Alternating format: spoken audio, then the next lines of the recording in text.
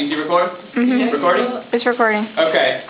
Alright everybody, so today we are going to be watching President Obama's victory speech from Tuesday night, Wednesday morning, whenever it was released. I don't know what time it was released. 1:30. 1:30, so Wednesday morning.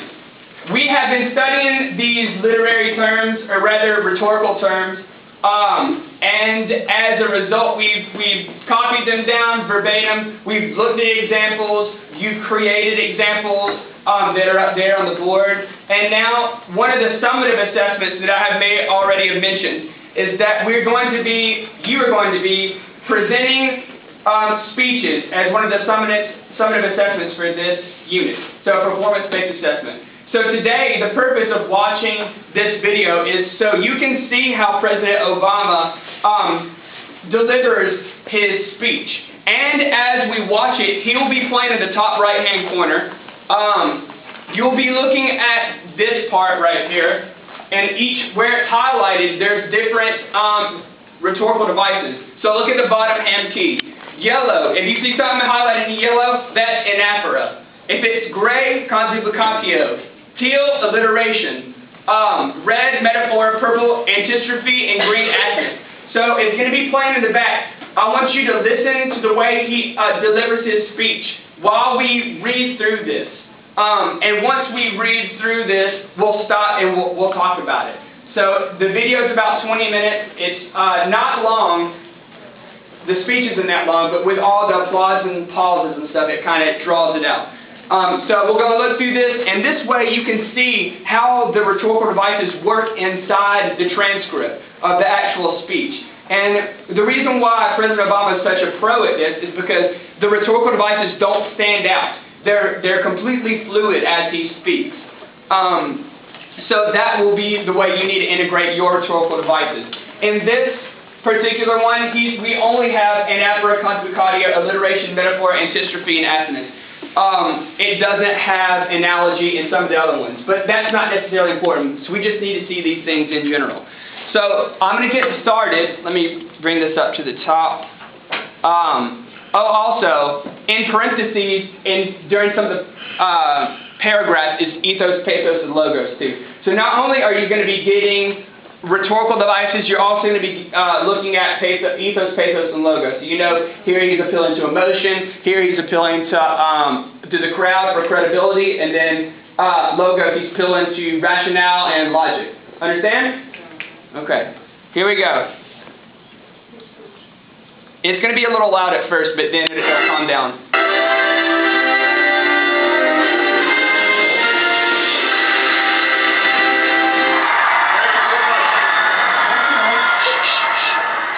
Read. Tonight,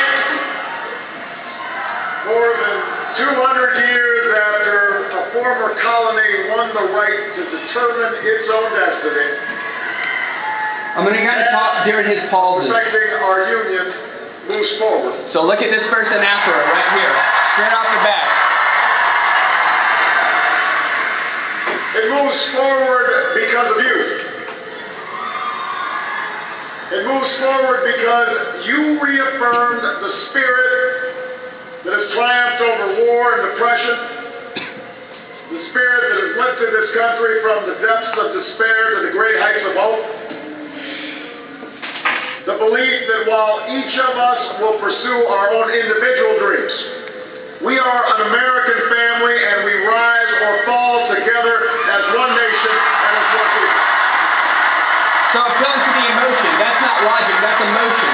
Emotionality. Tonight, in this election, you, the American people, reminded us that while our road has been hard, Metaphor. while our journey has been long, we have picked ourselves up.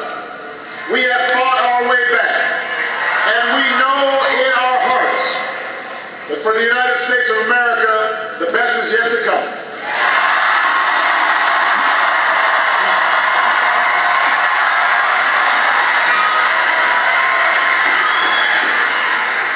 I want to thank every American who participated in this election.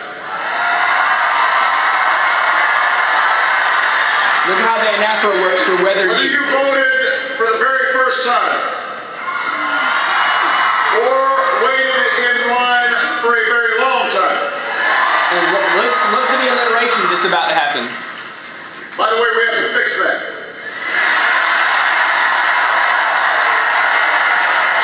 Listen to the P sound for the alliteration. Whether you pounded the pavement or picked up the phone. You see how there's an anaphora and an alliteration in the same sentence? That's completely fine. Whether you held an Obama sign or a Romney sign, you made your voice heard. And you made a difference.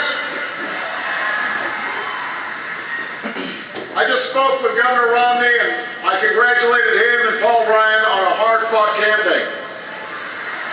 Here's the accent. Listen to the ah sound. Or E sound, rather. E. We may have battled fiercely, but it's only because we love this country deeply. And we care so strongly about its future. Assonance. From George to Lenore to their son Mitt, the Romney family has chosen to give back to America through public service. And that is his legacy that we honor and applaud tonight.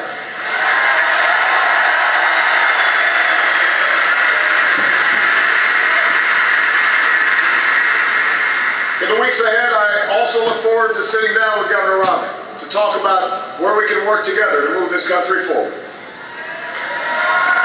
So that's logos, what they can do. So it's not, it's built in emotions, logos, logic. My friend and partner of the last 4 years, America's happy warrior, the best vice president anybody could ever hope for, Joe Biden.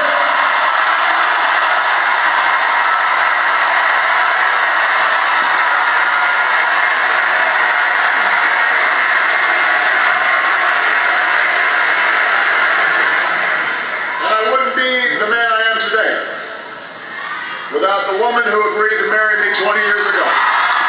So he's appealing to most people because people want to know about his family, because people have families. So he's kind of like the everyman. I have a family too, Let me emotion. say this publicly. Michelle, I have never loved you more. I have never been prouder to watch the rest of America fall in love with you too, as our nation's first lady.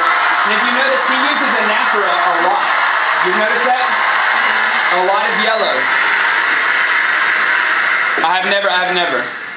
Sasha and Malia, before our very eyes, you're growing up to become two strong, smart, beautiful young women, just like your mom. And I'm so proud of you guys. But I will say that for now, one dog's probably enough. That's just the pathos. Appealing to audience's emotions. To the best campaign team and volunteers in the history of politics.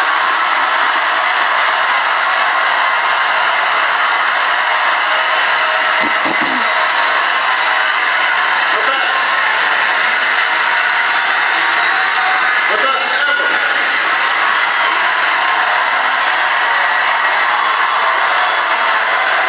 So that repetition for best. Some of you were new this time around, and some of you have been at my side since the very beginning. But all of you are family. No matter what you do or where you go from here, The W sound. you will carry the memory of the history we made together. And you will have the lifelong appreciation of a grateful president. So that's ethos. He's Thank you acknowledging the all the crowd. way. He's acknowledging his Through audience. every hill, through every valley. Because without the audience, he wouldn't be there. So it's a good to acknowledge that audience. In this case. The whole way. And I will always be grateful Look at the for metaphor. everything that you've done and all the incredible work that you've put in. So acknowledging the crowd. And look at this I know alliteration. that political campaigns can sometimes seem small, even silly. Alliteration. And that provides plenty of fodder for the cynics who tell us that politics is nothing more than a contest of egos or the domain of special interests. But if you ever get the chance to talk to folks who turned out at our rallies and crowded along a rope line in the high school gym, or saw folks working late in a campaign office in some tiny county far away from home, you'll discover something else. Look at this perfect nephra and perfect You'll hear the conjunctival. determination in the voice of a young field organizer who's working his way through college and wants to make sure every child has that same opportunity. You'll hear. It's perfect and accurate. And just because it's not in the same sentence, that's okay. The voice of a volunteer who's going door to door because her brother was finally hired when the local auto plant added another shift.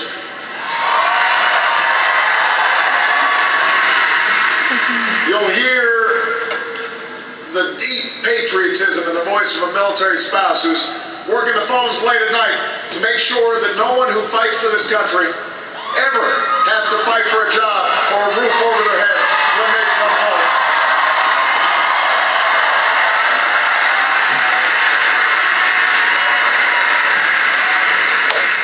That's why we do this. That's what politics can be. That's why elections matter. It's not small, it's big. It's important. Democracy in a nation of 300 million can be noisy and messy and complicated. We have our own opinions. Each of us has deeply held beliefs. And when we go through tough times, when we make big decisions as a country, it necessarily stirs passions, stirs up controversy. That won't change after tonight. And it shouldn't. These arguments we have are a mark of our liberty. And we can never forget that as we speak, people in distant nations are risking their lives right now just for a chance to argue about the issues that matter. The chance to cast their ballots like we did today. So he was at first lot on paper, so now he's gone back to the other side for logos. So he needs a balance. It can't be too lopsided with pathos or logos. Most of us share certain hopes for America's future. We want our kids to grow up in a country where they have access to the best schools and the best teachers. A country that lives up to its legacy as the global leader in technology and discovery and innovation, with all the good jobs and new businesses that follow. Some more pathos. We want our children to live in America that isn't burdened by debt. Make sure you're looking at the Weakened by inequality. That isn't threatened by the destructive power of a warming planet.